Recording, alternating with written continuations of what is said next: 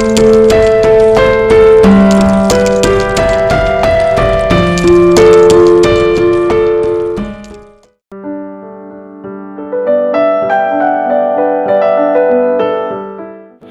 Cup চা দিয়ে আজকের সকালটা শুরু করলাম। গুড মর্নিং বন্ধুরা, কেমন আছো সবাই? আশা করি সবাই খুব ভালো আছো, আমিও ভালো আছি। আমার এক আকাশ স্বপ্ন চ্যানেলে তোমাদেরকে অনেক স্বাগত আর ভালোবাসা জানিয়ে আজকের ভিডিওটা শুরু করছি। আজকে হলো মঙ্গলবার আর আজকে আমি কাপ প্লেটে করে সুন্দর করে চা বিস্কুট সাজিয়ে একটু খাচ্ছি।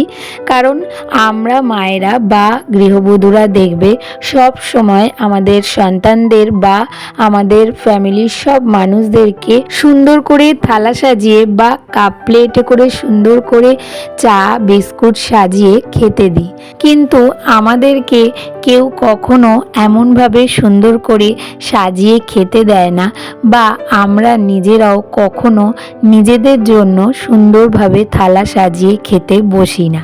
ওই হলেই হলো আর কি, ডালে ভাতে একসাথে নিয়ে মেখে খেয়ে নিলাম, খেতে হবে তাই খেয়ে নিই, এটাই আর কি। কিন্তু আমরা হয়তো মুখে বলি না, তবে আমাদের ইচ্ছে কিন্তু মনে মনে থাকে যে আমাদেরও কেউ এমন করে সুন্দর করে থালা সাজিয়ে খেতে দিই। তাই জন্যই আজকে খুব ইচ্ছে হলো যে একটুখানি কাপ প্লেটে করে সুন্দর করে সাজিয়ে চা খাই। যদিও আমি চা খুব একটা ভালোবাসি না, তারপরেও মানে কি বলতো, সকালবেলা ঘুম থেকে উঠে না বাসি কাজ সেরেছি, রিশানকে রেডি করতে করতে ওইদিকে বাসি কাজটাও কিছুটা সেরে নিয়েছিলাম। তারপরে রিশান স্কুলে চলে যাওয়ার পরে স্নান পুজো সেরে রান্নাঘরে আসলাম, আর রান্নাঘরে এসেই দেখলাম যে খুব খিদে পাচ্ছে। তো সেই জন্যই ভাবলাম এখন আর কি খাবো, টিফিন তো হতে টাইম লাগবে, আর বিস্কুট না আমার শুধু শুধু খেতে ভালো লাগে না, তাই আর কি ভাবলাম যে একটুখানি আদা দিয়ে রচা করে বিস্কুট দিয়ে খাই। তো এত দূর পর্যন্ত যারা যারা ভিডিওটাতে আছো তাদেরকে বলবো, তোমরা যারা যেখান থেকেই ভিডিওটা দেখছো প্লিজ পুরো ভিডিওটা দেখার চেষ্টা করো, আশা করি তোমাদের ভালো লাগবে। তো যাই হোক, অনেক তো কথা হলো, এবার আসি রান্নায়। তো যেহেতু আজকে মঙ্গলবার নিরামিষ, তো সেই জন্য নিরামিষ রান্নাই হচ্ছে। তো এদিকে তো দেখতেই পারলে যে বরবটি আলু ভাজা করেছি, আর ভাজাটার মধ্যে না নামানোর সময় একটুখানি পোস্ত ছড়িয়ে দিয়েছি, ওইভাবে খেতে খুব ভালো লাগে। আর তার সাথে ওদিকে করব পনির আলুর ঝোল। আর সকালবেলা না রিশানকে স্কুলে যাওয়ার সময় টিফিনে একটুখানি মিষ্টি সুজি করে দিয়েছি, কারণ ও কালকে মিষ্টি সুজি খেতে চাইছিল, তাই আমি বলেছিলাম যে স্কুলে টিফিনে দিয়ে দেব, তো সেই জন্যই ওকে করে দিয়েছি। আর এখন রনোর জন্য একটুখানি ঝাল সুজি করছি। আর এইদিকে এখন পনিরের জন্য মশলাটা রেডি করছি। তবে আমার না আদা রসুন কাঁচা লঙ্কার যে আমি বেটে রেখে দিই, সেটা কয়েকদিন ধরে বাটা হচ্ছে না, একদমই সময় পাচ্ছি না, কারণ রসুন ছুলতে একটু সময় লাগে, তো সেই জন্য সেটা করা হচ্ছে না। ওটা বেটে রাখলে না আমার খুব সুবিধা হয়, আর তার মধ্যে জিরে গুঁড়োটাও শেষ হয়ে গেছে, তাই আর কি এখন সব কিছুই একবারে মশলা করে নিলাম। তবে এই সময় মশলা করতে না খুব অসুবিধা হয়, আগে থেকে বাটা থাকলে খুব সুবিধা হয়, তাড়াতাড়ি হয়ে যায়, না হলে খুব দেরি হয়ে যায়। আর ওইদিকে সম্পাস লাইফস্টাইল থেকে দিদিভাই আমাকে কমেন্ট করেছে আমার ওই গয়নার ভিডিওটা দেখে, তো খুব সুন্দর লাগলো, আর আমারও এগুলোর খুব শখ, জানো তো। হ্যাঁ গো দিদিভাই, সত্যিকারের মানে খুব ভালো লাগে আমারও, সেই জন্যই আর কি টুকটুক করে যখনই দেখতে পাই তখনই কিনে রেখে এতগুলো জমে গেছে।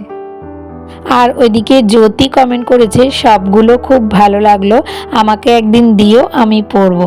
তো অবশ্যই দেব, কিন্তু তার জন্য তোমাকে আমার বাড়িতে আসতে হবে, আমার বাড়িতে এসে নিয়ে যেও, আমি অবশ্যই তোমাকে দেব। আর তারপরে মাই মেমোরিজ থেকে দিদিভাই আমাকে কমেন্ট করেছে, বরাবরের মতো কাজকর্মের মধ্য দিয়ে শুরু করলে তোমার গয়নার বাক্স দেখে তো আমার গয়নার বাক্স মুভির পিসিমায়ের কথা মনে পড়ে গেল। আসল নকল সোনা এখন সত্যি চেনা বড় দায়। তবে তোমার গয়নাগুলো খুব সুন্দর। আমি তো মাঝে মাঝে শুধু আলুর ভর্তা দিয়েও ভাত খেয়ে ফেলি। সব মিলিয়ে ভিডিওটি বেশ ভালো লাগলো। তো থ্যাংক ইউ দিদিভাই আমার পরিবারে আসার জন্য, আর ভিডিওটা পুরোটা দেখে এত সুন্দর একটা কমেন্ট করার জন্য। আমার তরফ থেকে তোমার জন্য অনেক অনেক ভালোবাসা।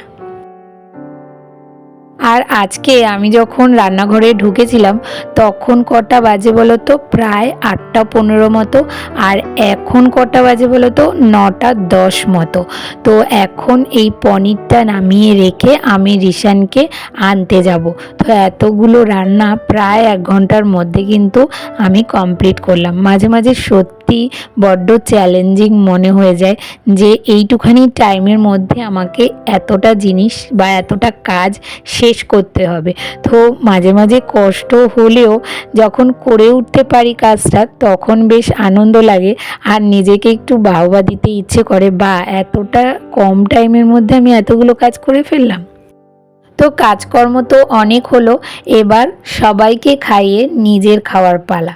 তো এদিকে তো দেখলে আজকে রান্নার জন্য ঝাল সুজি করে দিয়েছিলাম, কিন্তু আমার না ঝাল সুজি খেতে খুব একটা ইচ্ছে করছিল না, তাই আর কি আমার জন্য করিনি। আর আমার শ্বশুরমশাই তো ঝাল সুজি খান না, তাই ওনাকেও আজকে দই খই মুড়ি দিয়েছি। আর সেটা দেখে আমারও না খুব খেতে ইচ্ছে করছে। যদিও এটা মিষ্টি দই নয়, টক দই, তবে টক দই দিয়ে খেতেও কিন্তু খুব একটা মন্দ লাগে না, বেশ ভালো লাগে। আর তারপরে এদিকে আসলাম, আজকে না একটুখানি বিছানার চাদরটা পাল্টে দেব, কারণ কয়েকদিন বৃষ্টি বৃষ্টি করে না চাদর বার করতে ইচ্ছে করছিল না, কারণ কোথায় মেলবো এতটুকু ছোট জায়গার মধ্যে। কিন্তু দুদিন ধরে দেখছি বেশ সুন্দর রোদ উঠছে, তাই দেখি ভাবলাম যে তাহলে চাদরটা পাল্টে দিই, কেচে দিতে পারবো। তো সেই জন্যই চাদরটা পাল্টে দিচ্ছি। আর এইদিকে দেখো আমার হেল্পার চলে এসেছে, মানে গন্ধ পেয়ে যায় মনে হয়, জানো তো, যখনই আমি চাদর পাল্টাবো বা কোনো কিছু পরিষ্কার করব তখনই ঠিক চলে আসবে আর বলবে দাঁড়াও দাঁড়াও আমি তোমাকে হেল্প করে দিচ্ছি। উনি হেল্প করে দিলে ভালো তো হয়, কিন্তু ওনার হেল্প যে খুব একটা কাজে লাগে তা তো নয়, তারপরেও একটু সাথে সাথে করে দিচ্ছে, এই আমার মনের শান্তি আর কি। আর তারপরে অল্প কটা জামা কাপড় ছিল, তো সেগুলোও ভাবলাম একেবারে ভাঁজ করে ফেলি। আর জানো তো এই চাদরটা আমার এত ভালো লাগে, বেশ কয়েক সপ্তাহ আগেই হয়তো এটা পেতেছিলাম, কিন্তু আবার মনে হলো কি যে আবার পাতি, কারণ এই চাদরটা পাতলে না ঘরটা কেমন আলো আলো হয়ে যায়, মনে হয় কি ওপর দিয়ে কোনো একটা হলুদ লাইট জ্বলছে, আর সেটা দেখতে না খুব ভালো লাগে। আর তারপরে চলে আসলাম রান্নাঘরটা পরিষ্কার করতে। তো সবার আগে গ্যাসটা ভালো করে মেজে মুছে নেব।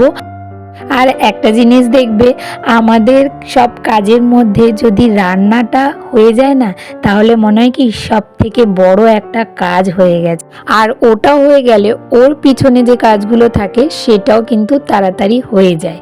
অন্যান্য দিন কি হয় বলো তো, হয়তো টিফিনটা করা হয় না, স্কুল থেকে এসে টিফিনটা করি, বা মাছের ঝোলটা হয় না, ওটা অর্ধেক বসিয়ে দিয়ে চলে যাই, এসে হয়তো নামাই। কিন্তু আজকে যেহেতু সমস্তটাই কমপ্লিট করে রেখে যেতে পেরেছি, তার জন্য তার পরের কাজগুলোও কিন্তু তাড়াতাড়ি করে হয়ে গেছে। আর তাড়াতাড়ি কাজ হয়ে গেলে তো আমাদেরই ভালো, তাই না বলো? একটুখানি বুঝতে পারবো, কারণ সেই যে সকালবেলা ঘুম থেকে উঠেছি এত দূর পর্যন্ত একটু বসার টাইম পাই না, জানো তো, কন্টিনিউ এরকম দাঁড়িয়ে দাঁড়িয়ে কাজ করে যাই, আর তারপরে যখন বসি না প্রচণ্ড পরিমাণে কোমর আর পায়ে ব্যথা ধরে যায়। তো যাই হোক, রান্নাঘরটা পরিষ্কার হয়ে গেলে আমার এই দিকের কাজ মোটামুটি কমপ্লিট হয়ে যাবে। তারপরে ওই দিকে আবার রিশানকে স্নান করাবো, ওকে নিয়ে পড়তে বসাবো, সেই সব কাজগুলো তো থাকবে। তারপরে নিজের জন্য একটু টাইম পাবো। তো এই যে জামাটা চেঞ্জ করে এখন একটুখানি বসলাম, তবে কাজ শেষ হয়নি। ওইদিকে রিশানকে তেল মাখিয়ে কিছুটা স্নান করিয়ে দিয়েছি, তারপরে ও বলে যে ও একা একা স্নান করবে, তাই ওকে একটুখানি একা স্নান করতে দিয়েছি। ততক্ষণ ভাবলাম যে আমি একটু চুলে সিরামটা মেখে নিই, কারণ আজকে মাথায় শ্যাম্পু করেছিলাম, তো সিরামটা তো তখন মাখা হয়নি, হালকা হালকা ভেজা চুলে মাখতে হয়, কিন্তু এখন তো প্রায় চুল শুকিয়ে গেছে, অল্প একটু ভেজা আছে, যেহেতু বেঁধে রেখে দিয়েছিলাম চুলটা, তো সেই জন্য এখন সিরামটা লাগিয়ে চুলটা একটু আশ্রয় নিচ্ছি। আর এই চুল আঁচড়াতে আঁচড়াতে কিন্তু ভিডিওটা আমি এখানেই শেষ করব। তাহলে আজকের ভিডিওটা তোমাদের কেমন লাগলো? ভালো লাগলে একটা লাইক, কমেন্ট, শেয়ার আর সাবস্ক্রাইব করে পাশে থেকো। আর নোটিফিকেশন বেলটাকে অবশ্যই অন করে অল করে দিও। তাহলে দেখা হচ্ছে নতুন একটা ভিডিওর সাথে। ততক্ষণের জন্য তোমরা সবাই খুব ভালো থেকো, সুস্থ থেকো আর অনেক অনেক স্বপ্ন দেখতে থাকো।